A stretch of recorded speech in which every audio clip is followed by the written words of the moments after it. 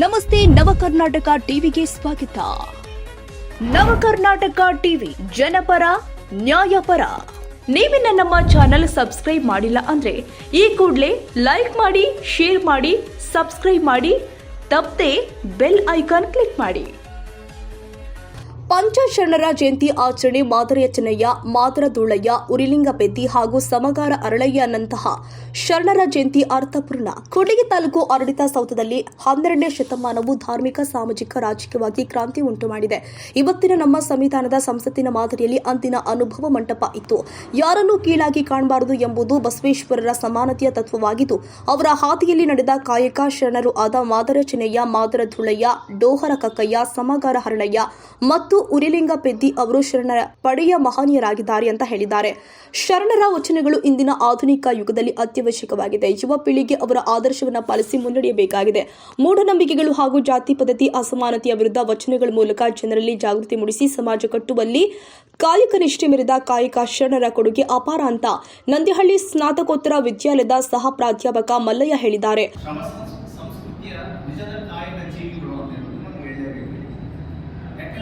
ನಿಜವಾದಂತಹ ಶರಣರು ಮತ್ತು ಕಾಯಕದ ಶಿವಶರಣರು ಇವರು ನಡೆದು ನುಡಿದರು.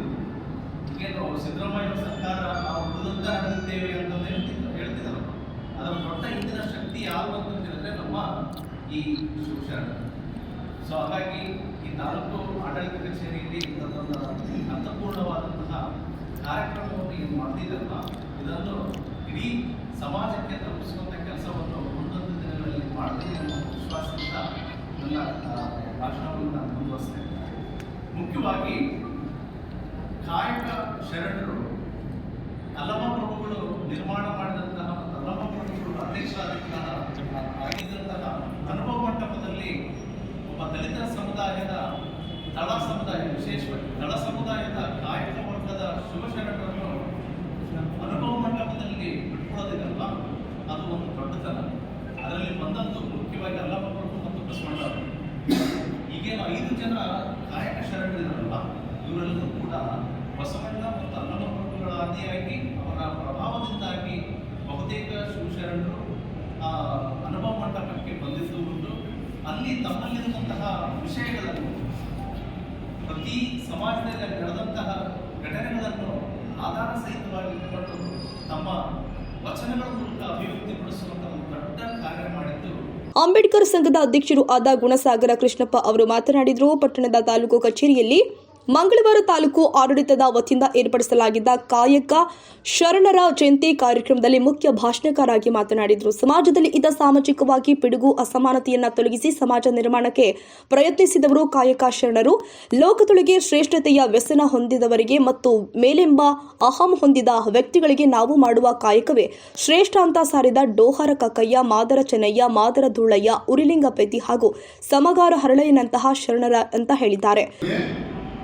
ನಾವು ಅದರ ಬಗ್ಗೆ ಆಲೋಚನೆ ಮಾಡ್ತಾ ಇಲ್ಲ. ಎಲ್ಲ ಬಲ್ಲವರು ಬಹಳ ಬಲವಿಲ್ಲ ಅನ್ನೋ ಪರಿಸ್ಥಿತಿಯಲ್ಲಿ ಬುದ್ಧಿಜೀವಿಗಳು ಮೆರಳಾಡ್ತಾ ಇದ್ದಾರೆ. ಏನಾಗಿದೆ ಅಂತಂದ್ರೆ ನೋಡಿ, ಒಂದು ಶಬ್ದವನ್ನ ಮನು ಅಥವಾ ಬ್ರಾಹ್ಮಣ್ಯ ಅಂತ ಉಚ್ಚಾರ ಮಾಡಿದ್ರೆ ಯಾರಿಗೂ ಒಂಥರ ಎಫೆಕ್ಟ್ ಆಗುತ್ತೆ, ಯಾರಿಗೂ ಒಂದು ರೀತಿ ಎಫೆಕ್ಟ್ ಅದು ಎಫೆಕ್ಟ್ ಆಗಲಿಲ್ಲ. ಯಾಕೆಂತ ಹೇಳಿದ್ರೆ ಮನುಕುಲದಲ್ಲಿ ಯಾರು ಜ್ಞಾನಿ ಅವರು ಬ್ರಾಹ್ಮಣ.